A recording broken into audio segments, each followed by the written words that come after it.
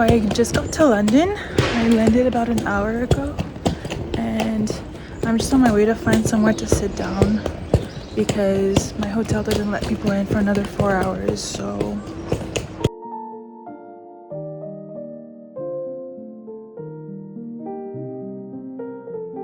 I misread the map and this is not a park, it's a cemetery. There's no benches.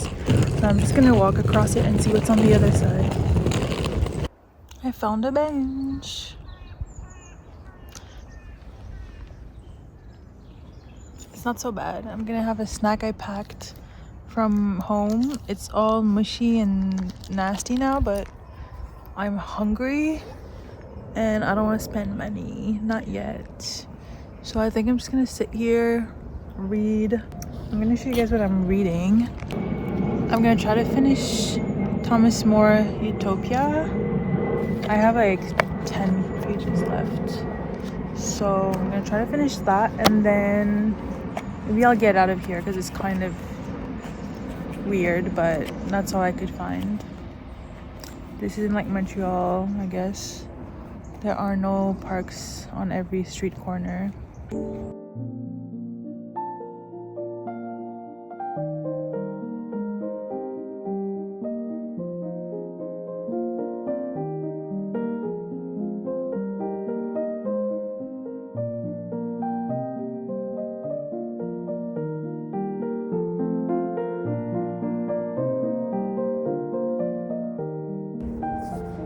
Done. I don't have another one. I have my Kobo, but I don't have another physical book. I'll have to think about my review. It's between a 3.5 and a 4. Oh, you can't even see me because of the camera. Yeah, but it's between a 3.5 and a 4, mainly because of the way it talks about slaves and women. But other than that, solid book. Recommend it. I'm so bored. I have 2 more hours minimum because I'm gonna try to go to the hotel at 2 p.m. Even though they say check-in is at 3. I'm gonna try to go at 2 p.m. It's a 10-minute walk from here, and see what they say because I really want to take a nap. I'm so tired. Oh my god, there's a bug on my bag. Okay, enough.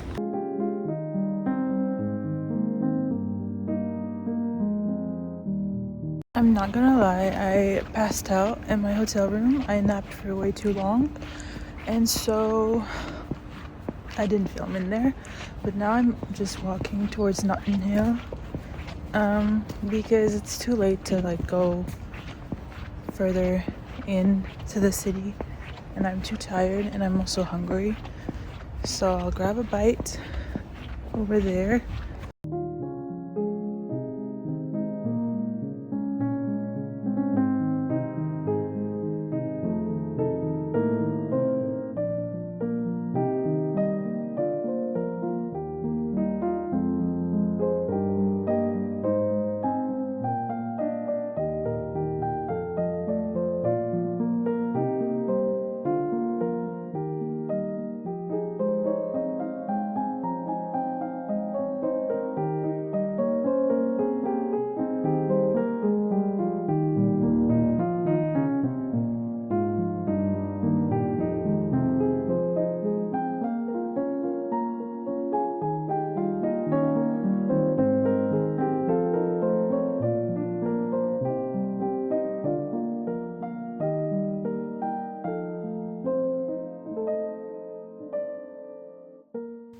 So I didn't actually do much today. I slept for too long and I was too tired. So I took a walk through Earl's Court and Notting Hill. And then I went to 2 bookshops. I went to Dawn Books, didn't get anything there. And then I went to I have such a hard time saying Notting Hill. To the Notting Hill bookshop. And I bought 1 book. I bought Bunny, because I saw Melissa really enjoyed Bunny and then the sequel to Bunny, so I was like, let me get that because nothing else really looked interesting to me, and I enjoy buying like a book in each country I visit. So now I have another London book, because last time I came to London I bought Our Wives Under the Sea, and I forgot the name, but it was really good. I really like that book. I'll just put a picture on the screen because I can't remember right now. And that's it. I bought a donut. I'm gonna have a shower, and then I'm gonna have a donut, and then I'm gonna probably either read or watch something on the TV. If I can figure out how to play something from my phone or my Mac to the screen. But that's it for today. Tomorrow I have Wicked.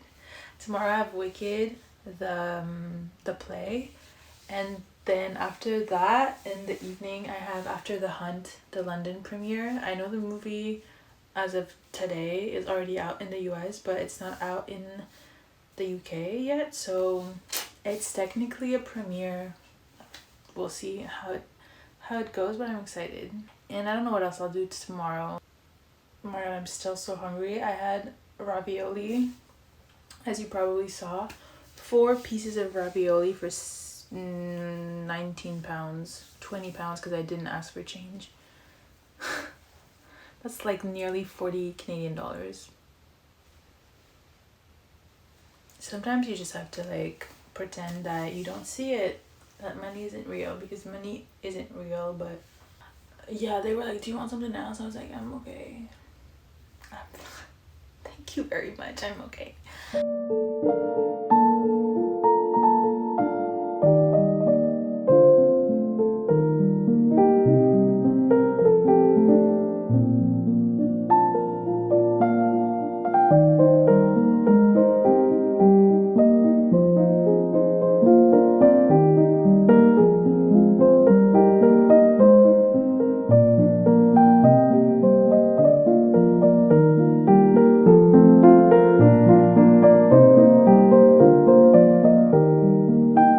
Good morning.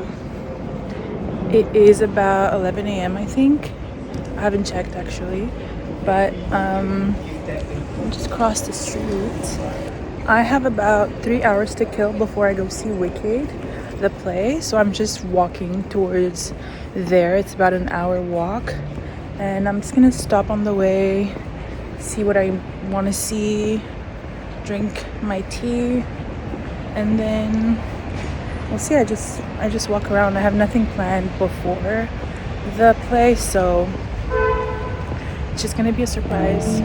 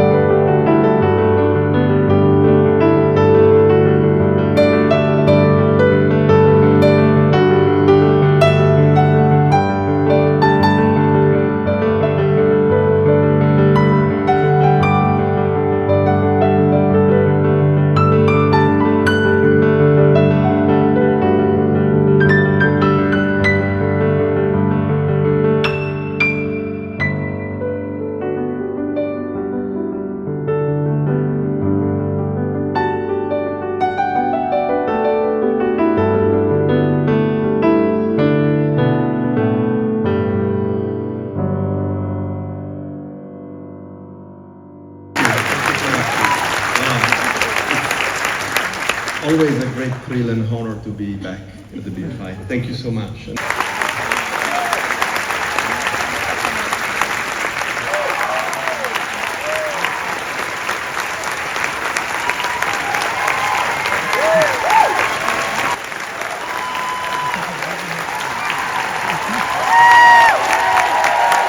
I was filming the first time I spoke with Luca, and we Zoomed.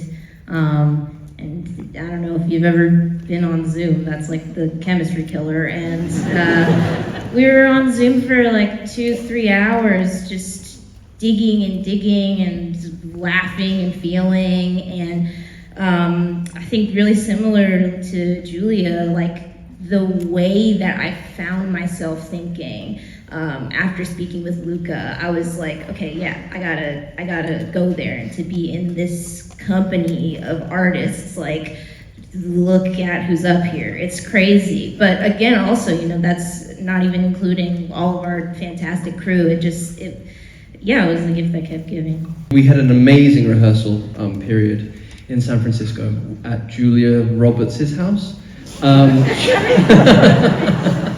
She's like an iconic movie star and like maybe one of the most famous people in the world. That also happens to be the coziest human being that you could hope to spend time with. It's a strange thing. And Great chef. good, and the banana bread is unparalleled. That is, again, not a laugh line. That's like just legit. And day two, I'm sat on one of her chairs, and I'm allergic to cats, and her cat is asleep on my head. And one of her multiple dogs is asleep at my feet, and I am asleep in the middle of them. And as we all know, we can only fall asleep at someone else's house if we feel like we are somehow at home. And day two, I was deeply embarrassed that I fell asleep so quickly. But she has that ability to put you at ease, and it was a beautiful experience to get to share.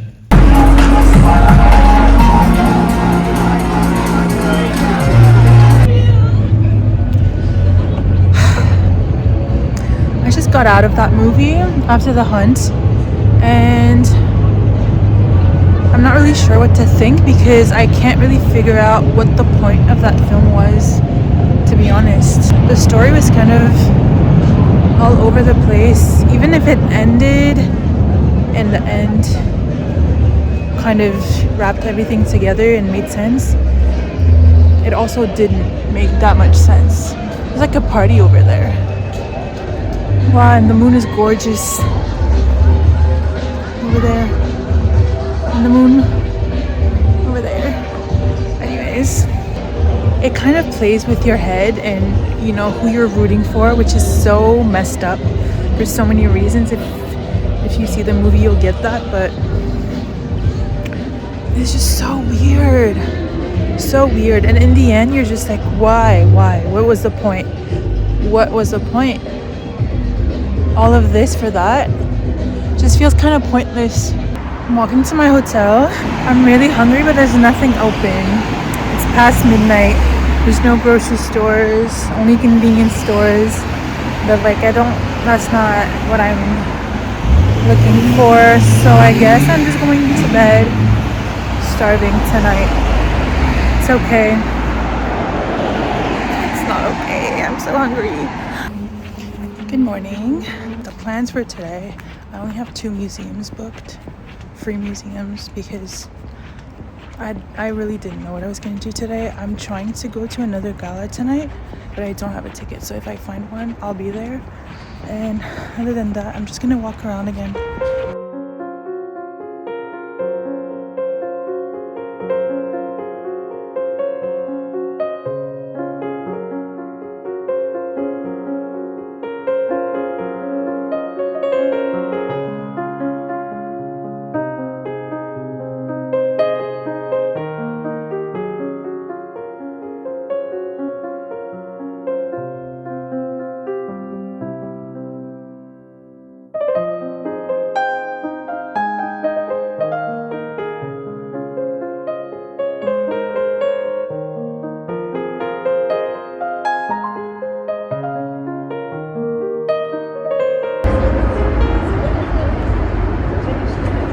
About 45 minutes to kill.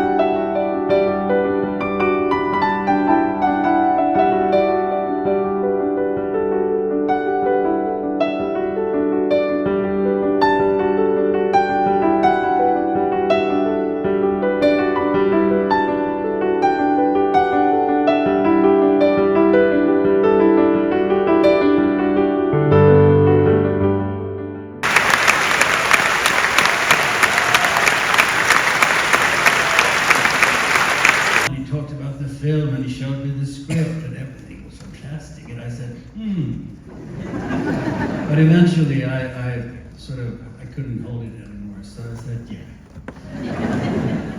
And it is true. I mean, it's a singular experience this for me after 100 and something films, because it's the first time I work with a director that is truly interested in the actor more than in the story.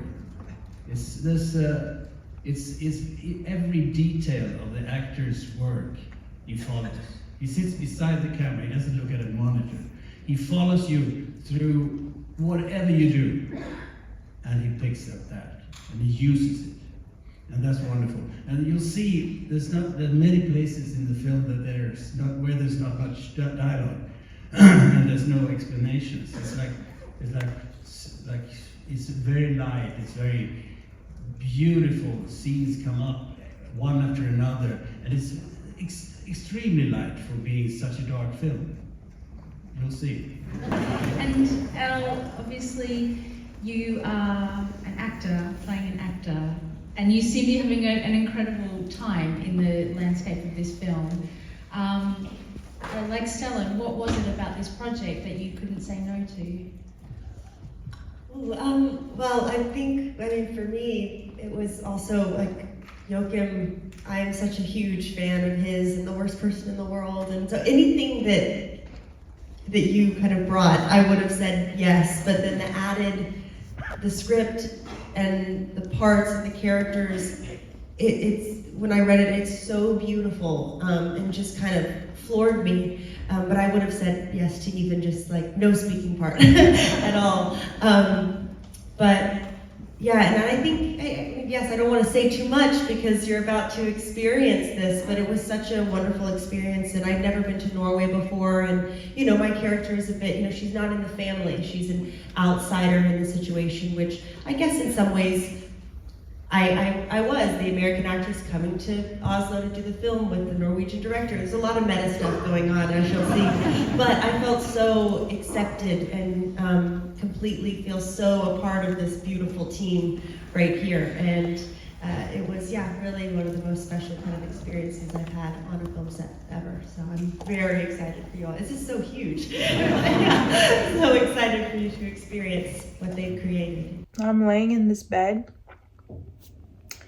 and I'm realizing we're like missing a whole evening from this thing, because last night after I saw Sentimental Value, I didn't do a debrief because I was so hungry. I had to walk really fast to the nearest Tesco Express to just buy something quick, and then I also needed to buy breakfast for this morning because I wasn't gonna have time to find somewhere to eat in the morning, which turns out I would have had time. I just rather be early than be late, so I ate at the hotel. Anyways, all that to say, I didn't do my debrief on Sentimental Value, and I have quite a bit to say. It was really good. I really enjoyed it. You can go check out my Letterboxd review. It's not that much. I didn't write much because I was so tired. It was like midnight, but I gave it 4 stars. It was my first Joachim Trier. It was my first Joachim Trier movie, and I really, really liked the direction. I really liked how that was done, especially compared to After the Hunt the night before, which also had good direction with some questionable choices. So this time it felt more, everything felt more intentional, very intentional. And I really liked how everything connected from the beginning till the end of the film. There were lots of, subtle and not subtle nods to prior events in this film, which, it's not with every movie that this works, because sometimes it just feels cliche.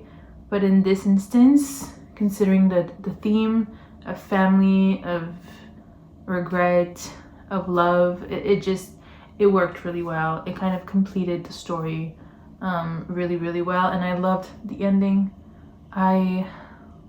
Yeah, it's a 4 because to me, to give a 5, I would need to connect, and I didn't connect. But it doesn't mean that other people didn't connect, because I saw a lot of people really, really, really enjoy. People I follow really enjoyed it, gave it 5 stars. A lot of people are relating it to their own family and family struggles, which, you know, we each have our own, but like, I didn't relate, and that's totally fine. It's still a good movie. I would still recommend it. I can see this being in you know, the award race, but I haven't seen enough of like the good 2025 films this year. I wasn't as how do I say this? I wasn't at as many film festivals as I would have liked. Usually every year I go to the Cannes Film Festival, and this year I couldn't go because I got a new job, and it, you know, it was right during my trial period, my probation period, so I couldn't leave. But you know, usually when I go, I see like about 30-ish films, which really shapes my year.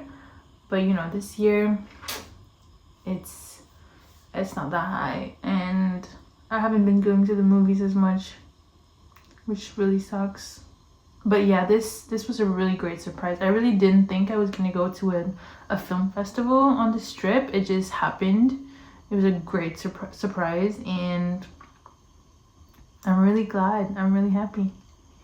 So yeah, this is filmed a little late. If you see, I don't know how I'm gonna edit this, but if you see some weird time jumps where I look like this and then in other clips I look different, it's because I'm in Scotland. I can't do the accent. But yeah, I'm in Edinburgh, and it's so wonderful here. I can't wait to walk tomorrow. No more today, although I would have stayed out way longer if my back wasn't killing me.